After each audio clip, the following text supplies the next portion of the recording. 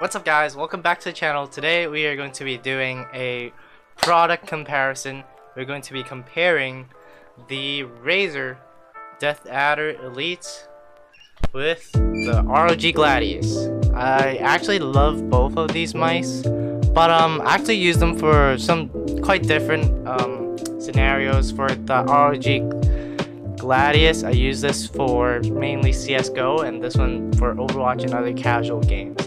So let's get right into the video, and here are some things I'm going to be talking about. First, the specs accuracy. The specs accuracy, the grip, and customization. So let's get right into it. So first of all, let's talk about the specs. Okay, we're gonna be talking about the DeathAdder Elite first. So we're on the RΛZR website for DeathAdder Elite. And this mouse is a pretty high-end mouse, and it's not exactly like super expensive, but it has pretty high-end specs with a really nice sensor. Obviously, I mean, it's like an esports gaming mouse.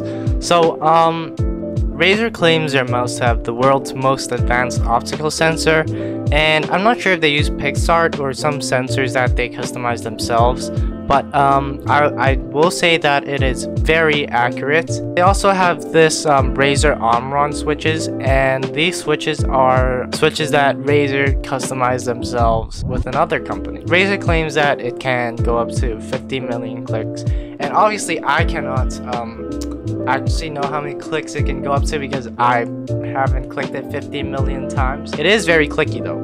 Listen to it. It is very clicky.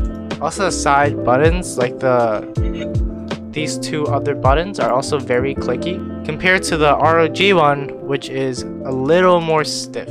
But both of them are pretty good. Also about the sensor, it says it can go up to 16,000 DPI. I'm not sure if that's supposed to be like a really cool feature, but you really don't need that high DPI. I mean, you know, you can change it with the in-game sensitivity. Yeah.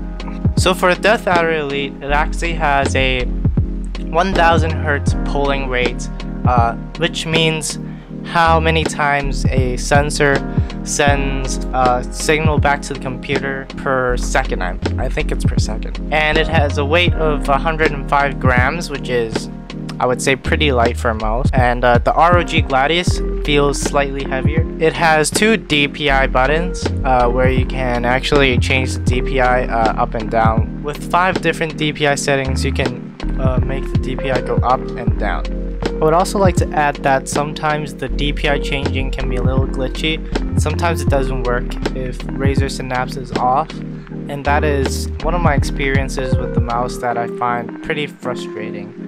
Overall, I would say that this is a very good gaming mouse. There's definitely a lot of ways to customize it, and we'll get onto it in the next part. So now we're going to be talking about the Republic of Gamers gaming mouse. The ROG Gladius does not have that high of DPS. It has around 6,400 DPI, which is not the insanely crazy 16,000 DPI with the RΛZR DeathAdder Elite.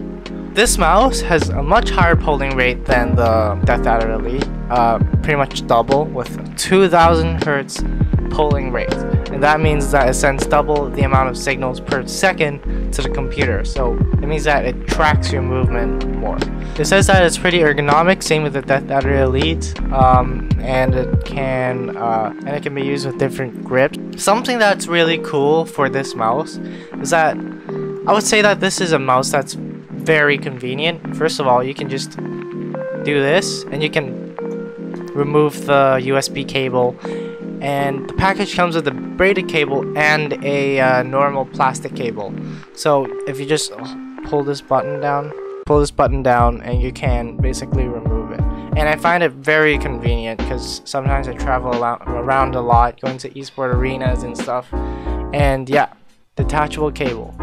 So it also has a little memory to save different profiles, just like the DeathAdder Elite, although customization is a bit more limited with the Republic of Gamers mouse.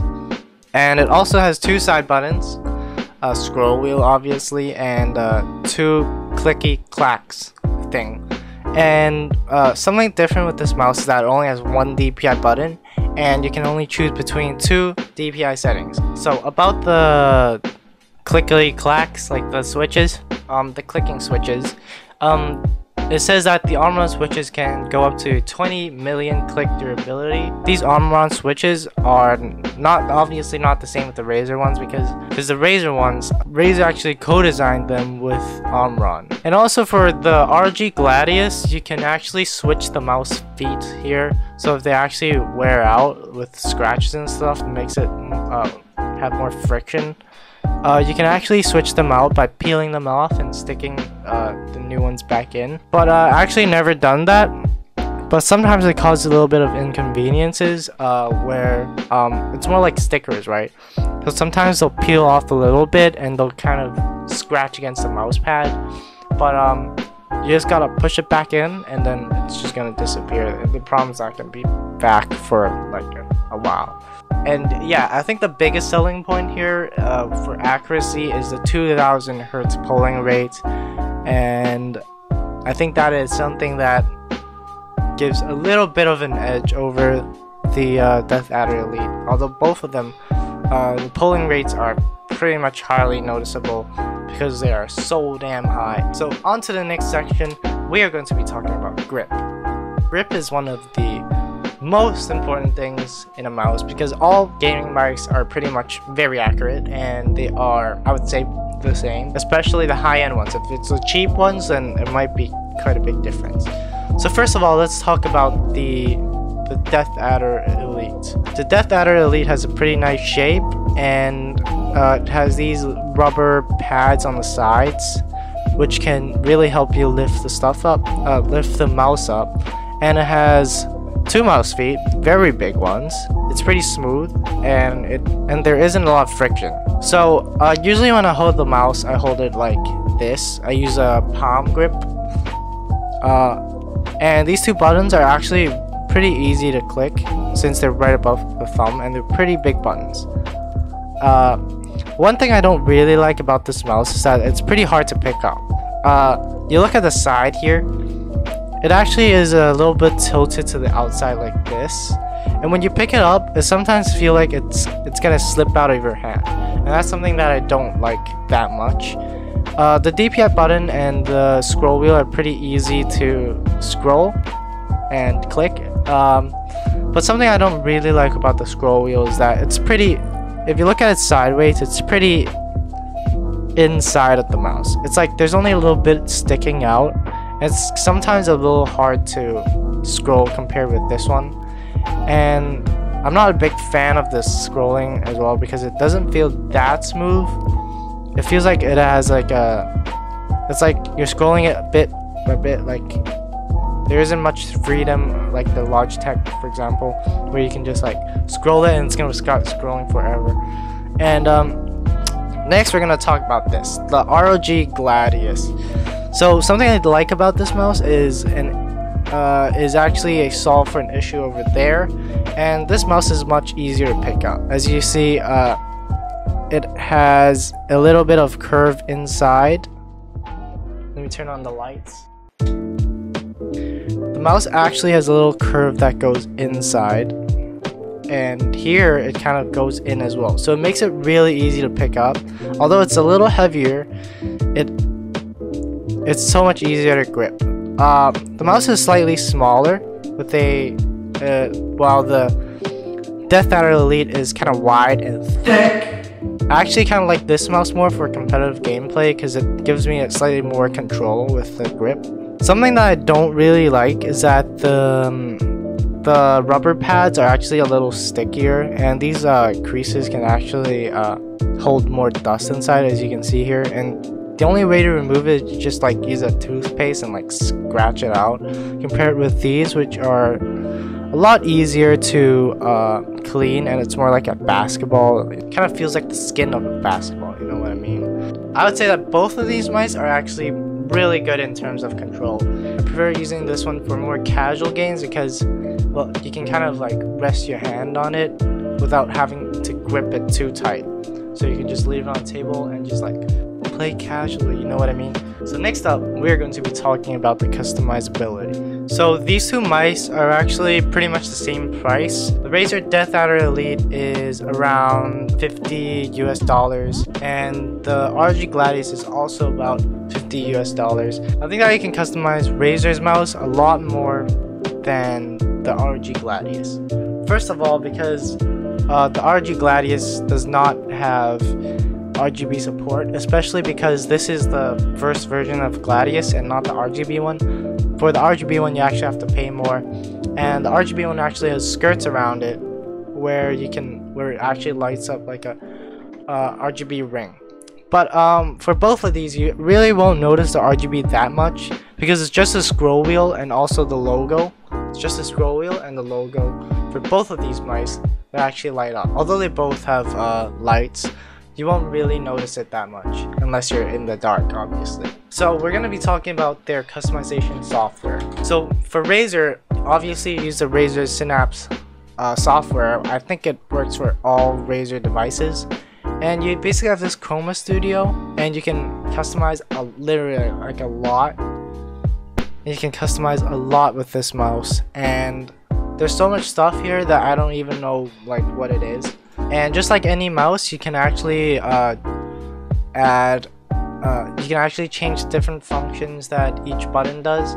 And with Hypershift, I'm pretty sure that this means that you can add one more profile. I'm not really sure what this is, but anyways, I think that's a good feature to have. For performance, you can actually add 5 different sensitivity stages. You can actually choose the stages on your own. 2, 3, 4, 5, and 5 is pretty much the max. So I set it at 100 for photo editing. Need like the low DPI to use the lasso tool and stuff like that. So for the polling rate, you can actually have a few different options: 125, 500, and 1000. Obviously, I recommend setting it higher. That's why because it sends more signals to the computer.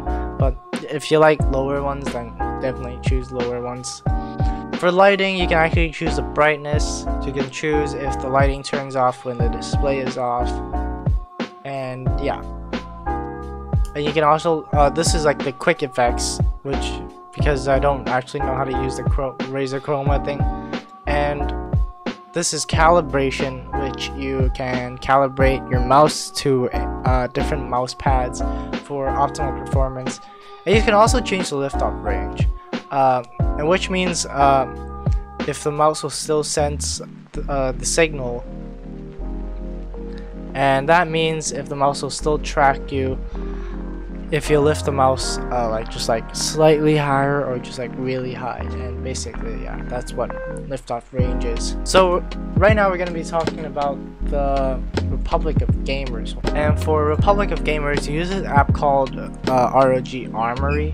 Basically, it customizes different products. So here we have the mouse. You can same thing, you can customize the buttons, but you can't add like another set of buttons like the DeathAdder Elite. For performance, you can change the DPI, but there are only 2 DPI settings because there's only one DPI button. And yeah, you can only add 2 DPI buttons. You can change the polling rate like this. Well, I currently have it at 2000 for highest polling rate.